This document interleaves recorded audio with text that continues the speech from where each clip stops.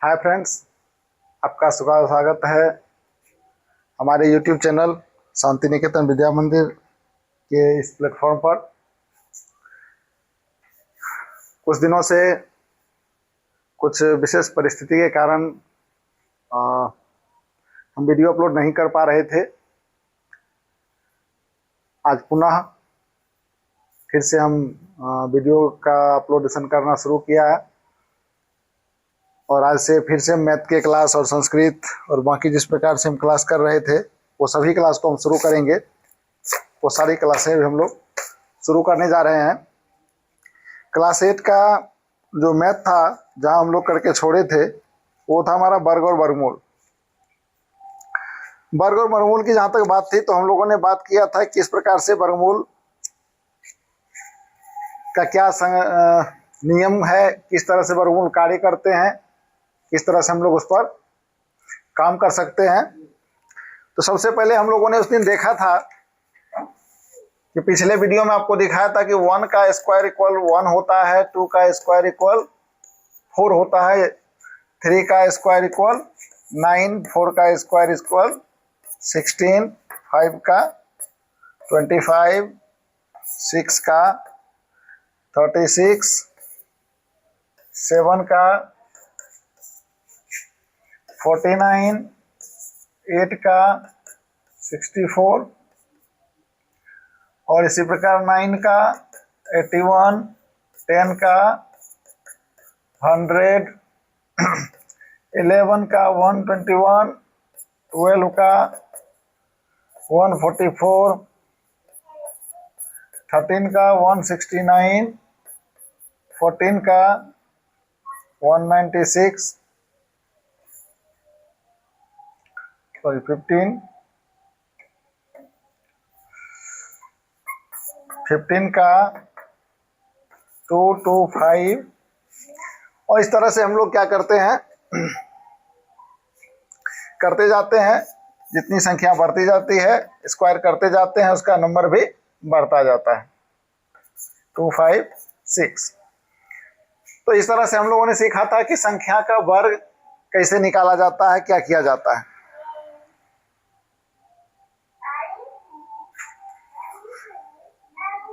इसी प्रकार अगर हम लोग बात करेंगे एक की, हम लोग बात करेंगे किसकी,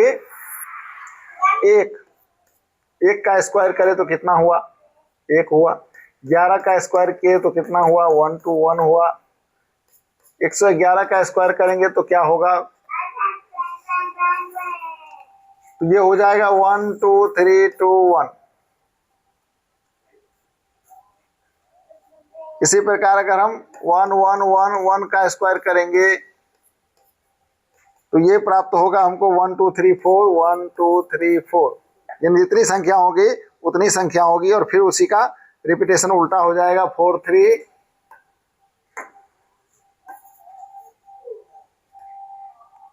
4 3 2 1, ये हो जाएगा। ठीक है, तो यहां पर ध्यान देने वाली बात यह है कि जैसे ही 1 का हमने स्क्वायर किया तो 1 हुआ, 1 और 1 का स्क्वायर 11 का स्क्वायर किया तो 1 2 1, दो संख्या था, 1 2 उसका फिर वही 1 आ गया। 3 1 का लेके चले, 3 संख्या हम लोग लेके चले। यहां पर देखिए क्या हो गया, सॉरी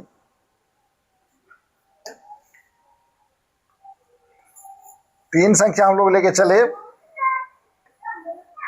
तो क्या हुआ, 1 2 3 फिर 2 1। और जैसे संख्या हम बढ़ाते जाएंगे, जैसे कि हमारे पास 5 तो 1 का हम स्क्वायर करेंगे तो क्या हो जाएगा, 1 2 3 4 5 फिर 4 3 2 1। बस इसी को उल्टा करते जाएंगे। तो जो संख्या बढ़ता जाएगा, बाईं ओर जितने 1 लेते हैं वही अंक दाईं ओर के केंद्र में होता है और केंद्र अंक के बाईं और दाईं ओर के अंक आरोही अवरोही क्रम में समान रूप से सजे होते हैं।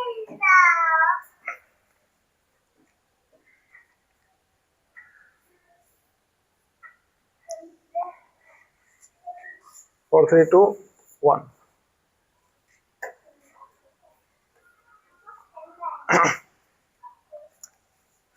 आइए हम लोग बात करते हैं कि वर्ग संख्याओं के गुणधर्म क्या क्या है। वर्ग संख्या के गुणधर्म क्या क्या है।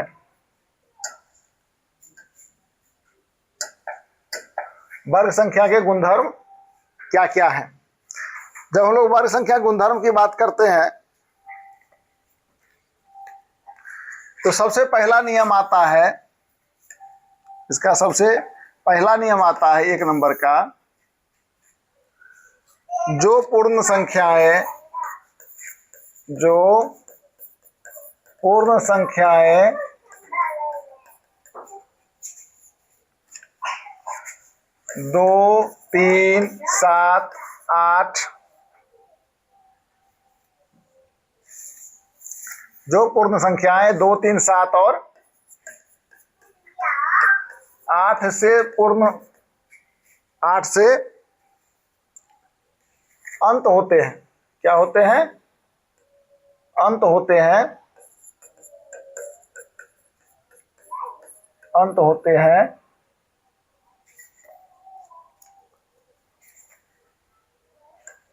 वे पूर्ण वर्ग नहीं हो सकते हैं।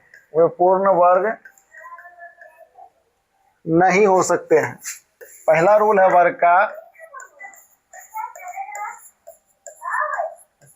का पहला रूल है कि जो पूर्ण संख्याएं 2, 3, 7 और 8 से अंत होते हैं वे पूर्ण वर्ग नहीं हो सकते हैं। जैसे कि हमारा देख लीजिए, हमारा 12 में किससे अंत हो रहा है? 2 से, ये पूर्ण वर्ग नहीं है। 13 3 से पूर्ण हो रहा है। 17 7 से पूर्ण हो रहा है और 18 8 से पूर्ण हो रहा है। इस तरह से अगर आप चेक करेंगे तो किसी भी परिस्थिति में, चाहे आप 1 2 2 2 3 2 4 2 5 2 6 2 7 2 8 2 9 2 या कोई भी संख्या रखेंगे जिसके अंत में 2 है, वह संख्या कभी भी पूर्ण वर्ग नहीं हो सकता है। वो कभी भी पूर्ण वर्ग नहीं हो सकता। इसी प्रकार अगर 1 और 3 की हम बात करें, 3 की बात करें तो क्या होगा? 2 3 3 3 4 3 5 3 6 3 7 3 8 3 9 3। आप किसी भी संख्या को देख लीजिए, इसके अंत में 3 से अंत हो रहा है जिस संख्या का, वह संख्या कभी भी पूर्ण वर्ग नहीं हो सकता है। इसी प्रकार अगर हम 7 को देखेंगे तो 7 भी क्या होता है? किसी भी संख्या पर, जैसे कि हम सिर्फ 7 ले लेते हैं तो पूर्ण वर्ग नहीं है। अगर हम 17 लेते हैं तब भी नहीं है, 27 लेते हैं तब भी नहीं है, 37 लेते हैं तब भी नहीं है, 47 लेते हैं तब भी नहीं है, 57 लेते हैं तब भी नहीं है, 67 लेते हैं तब भी नहीं होता है, और 57 67 ही नहीं, 777 लेते हैं तब भी ये संभव नहीं होता है। यानी साफ हम कह सकते हैं कि जिस संख्या के अंत में 2 3 7 और 8 से अंत होते हैं, वैसी संख्या कभी भी पूर्ण वर्ग नहीं हो सकते हैं। यह हमारा पहला रूल है, वर्ग का ये पहला रूल है।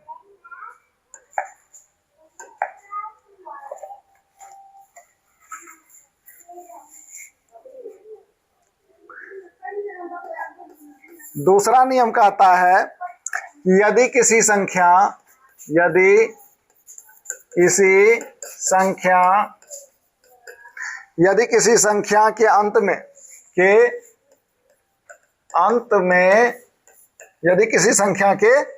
अंत में शून्यों की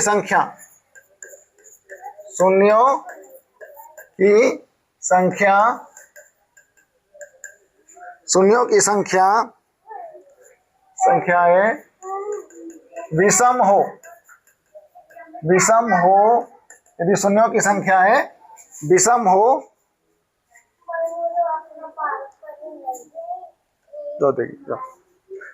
शून्यों की संख्याएं विषम हो, तब वे पूर्ण वर्ग नहीं हो सकते हैं।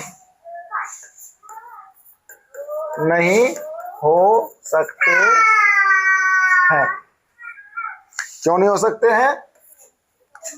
उदाहरण के लिए आप देख सकते हैं 1 2 0 3 4 0 0 0। यानी कहने का तात्पर्य यह है कि वह तीसरी संख्या अगर 0 है या 3 विषम संख्या है, तीसरी संख्या विषम संख्या पर 0 है तो उस संख्या का कभी भी पूरा पूरा वर्ग नहीं हो सकता है।